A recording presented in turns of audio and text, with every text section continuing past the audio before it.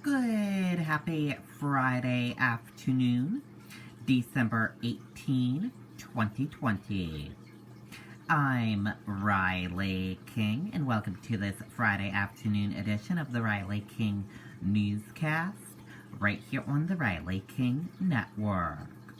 We have a lot of news to get to this Friday afternoon, but first we're going to begin with the weather. Cleanup is continuing from the snowstorm that we had yesterday. Still, people are cleaning up and digging out from all that snow we got yesterday. The weather today is sun and clouds on a cold day. With more on that, let's go to meteorologist Kevin Scribba with a full weather forecast.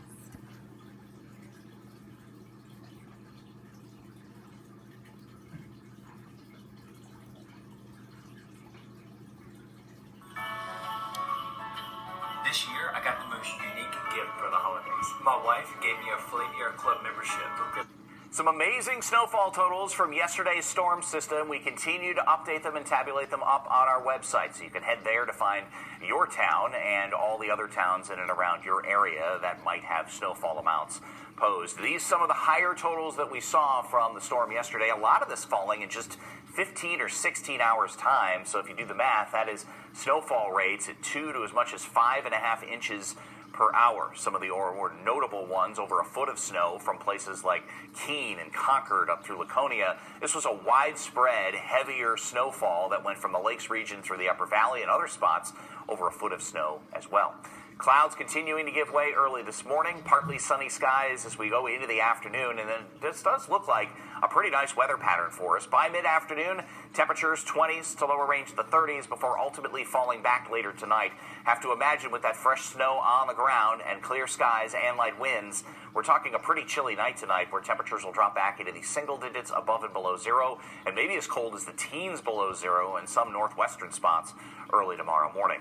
A lot of sunshine around tomorrow after the cold start, upper 20s to mid 30s tomorrow afternoon, and some clouds will start drifting in later on Saturday night and early Sunday. And by Sunday afternoon, with temperatures in the 30s, there could be a couple of mixed showers. So go back to partial sunshine Monday. There might be a passing shower Tuesday, and then we have the chance of another area of showers making their way in after some sunshine Wednesday for sometime either Thursday, Christmas Eve, or Friday on Christmas Day. Milder temperatures otherwise, though, going forward. You notice the trend here in your 7-day forecast as we go back and forth with a couple of weaker systems Sunday and Tuesday. Okay, and there you go on that weather video and weather forecast from meteorologist Kevin Scribba. And now let's go to your COVID-19 updates. New Hampshire COVID information. New updates and data. Let's take a look at that right now.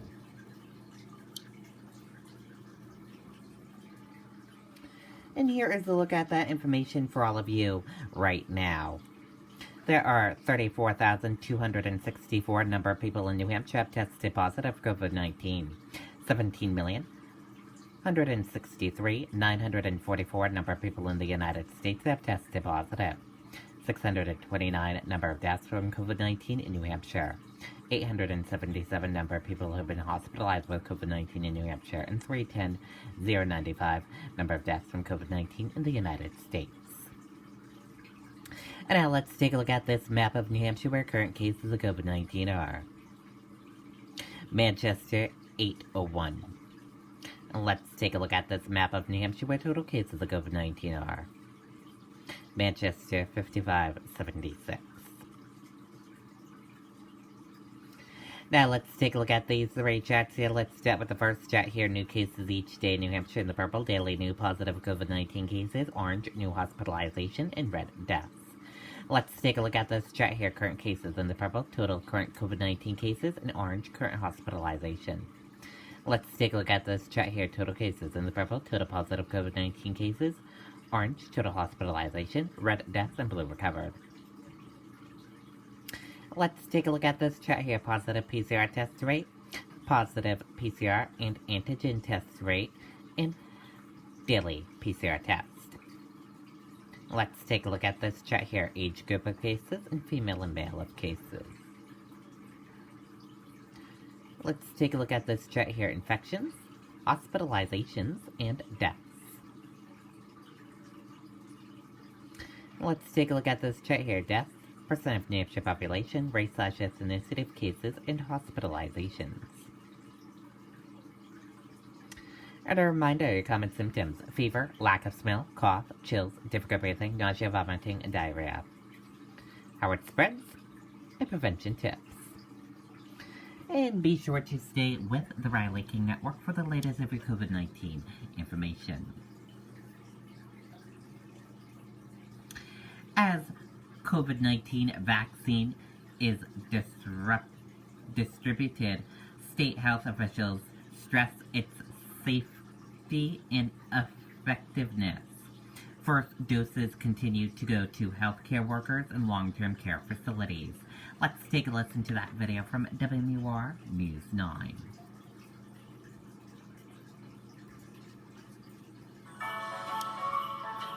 This year, I got the most unique gift for the holidays. My wife gave me a Fleet Club membership.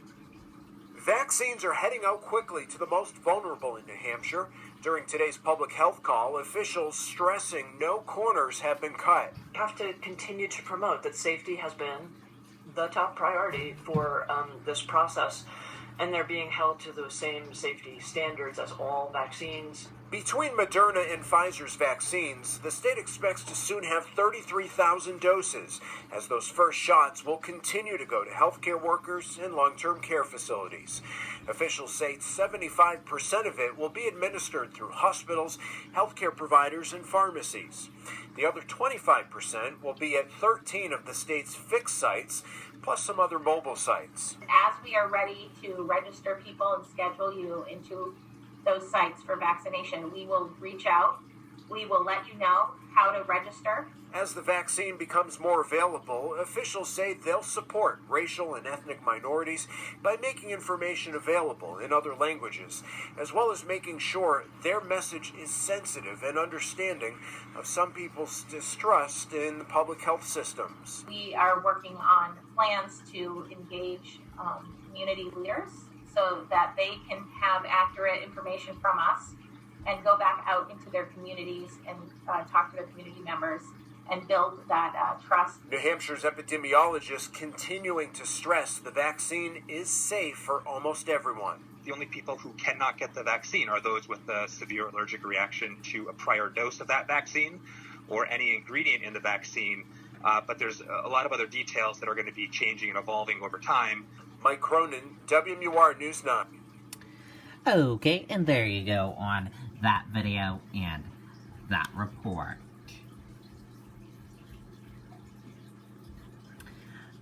Snow slows some deliveries Thursday.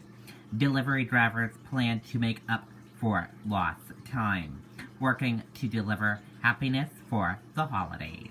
With more on that, let's take a listen to that video from WMUR News 9, Nicole Lally.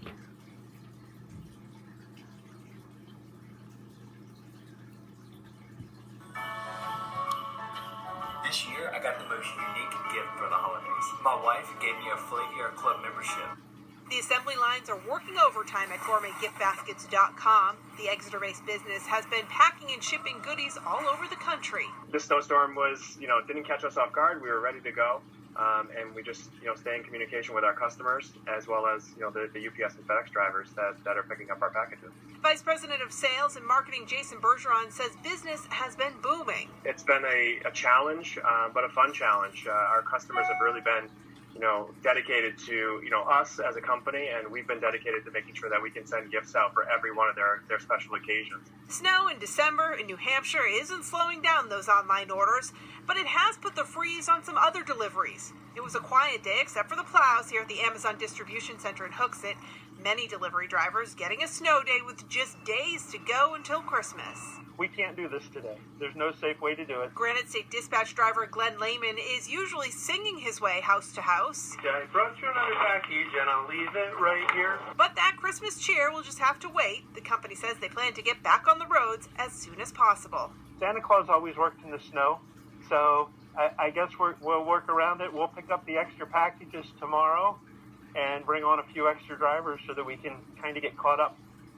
They are certainly dedicated. There are some things you can do to help. Lehman says things like clearing your walkway and your stairs, leaving your lights on, make sure you clear off the number on your mailbox, and keep your dogs inside. All of this goes a long way in delivering happiness for the holidays.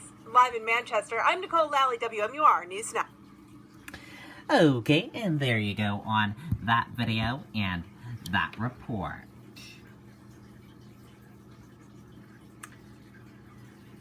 The new inclement weather policy for workers at the National Visa Center. Let's take a listen to that video and that report.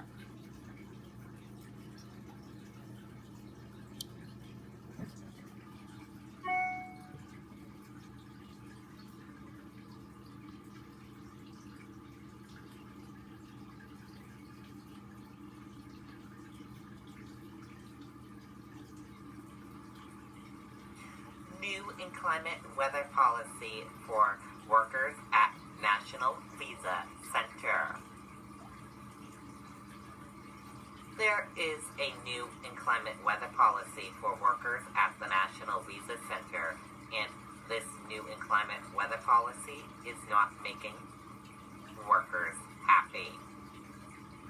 Rick Mills, the operations manager for LDRM DTSB contractor over at the National Visa Center, sent an email out to staff saying it is that time of year and we are expecting our first big snowfall. Along with that comes the possibility of the office being closed due to inclement weather. LDRM's policy, in line with the DOS policy, is if you can telework, you are expected to work.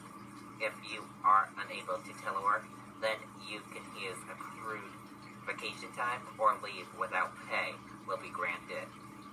Where the possible and if work is available, we will allow additional work hours on Friday and Saturday to make up for the lost hours contingent upon the government reopening the office. Employees who lose power on Thursday would also be permitted to telework extra hours on Friday and Saturday to make up hours lost due to the storm's impact. Thanks, Rick Mills. That was the email he sent out yesterday. And the National Visa Center had a snow day closed today. After that email got sent out, the union Local 228 president posted on UE Local 228 Facebook group saying to the group members that they received word that LDRM will not pay for inclement weather closures and people will have to use leave without pay or vacation if you choose. Breaking a long-standing precedent, all because LDRM failed to negotiate building closures into their contract with DOS. So, the union president for Local 228 created a petition and is asking all workers at the NVC that are part of the union group to sign the petition, and then once everyone signs the petition, they will hand the petition to LDRM, DOS, and our senators and congressional representatives concerning building closures. Here is what the petition says.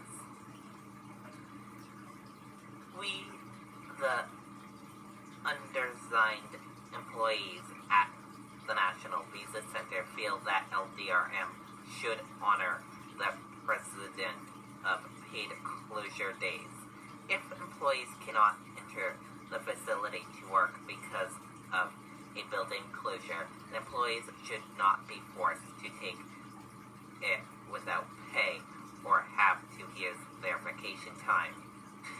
This not only affects the employees' wages, but their health insurance premiums as well, since they will not be paid for their health and welfare either. It is an economic hardship for employees to go without pay, building closure, and we will not stand for it. And here is a look at that petition.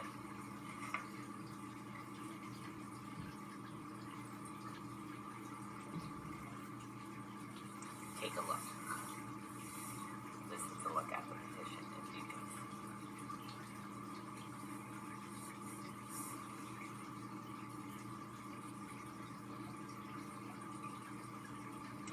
And that does it for this news report right here on the Riley King Network. I'm Riley King for reporting for the Riley King Network. Thank you for watching and enjoy the rest of your Thursday. Goodbye, everyone. Okay, and there you go on that video and that report.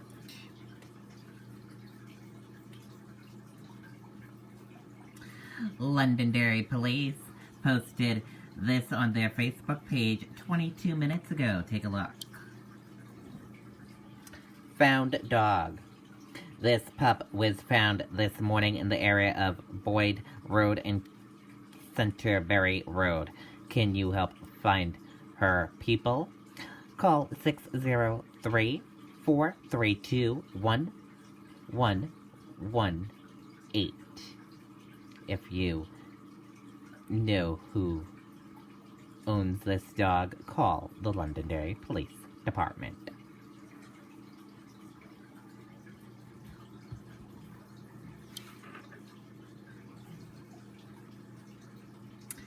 Career to close temporarily due to COVID-19 precautions.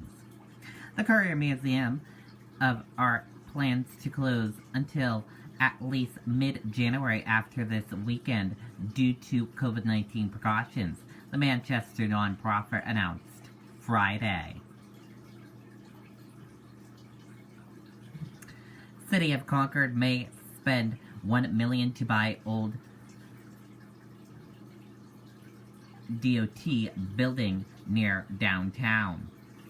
The City of Concord on Monday authorized the city manager to match a $1 million bid for a 5 state-owned building next to the Park and Rec near the Concord Coach bus terminal that were long used by New Hampshire Department of Transportation before being shut down in 2006.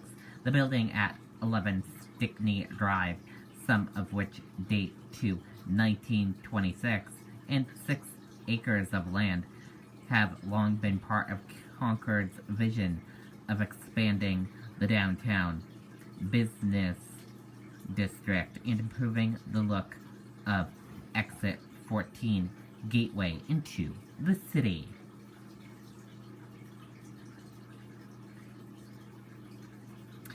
DWI stationation patrols coming to Concord and the Capital Region. New Hampshire State Police will be holding a drunk drive stationation patrol in the greater Concord area this weekend.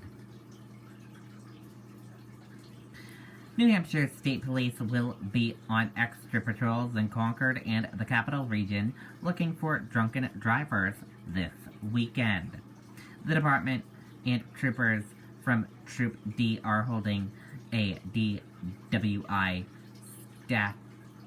saturation patrol sometime during the weekend of December 19th. The program, approved by the New Hampshire Office of Highway Safety and National Highway Traffic Safety Administration, provides federal highway safety funds to support these saturation patrols, said Lieutenant Chad of Troop D. The New Hampshire State Police has taken an aggressive stance to prevent persons from driving impaired. New Hampshire has some of the most aggressive laws in the country to fight impaired drivers, and the law enforcement community will use those tools to their fullest extent.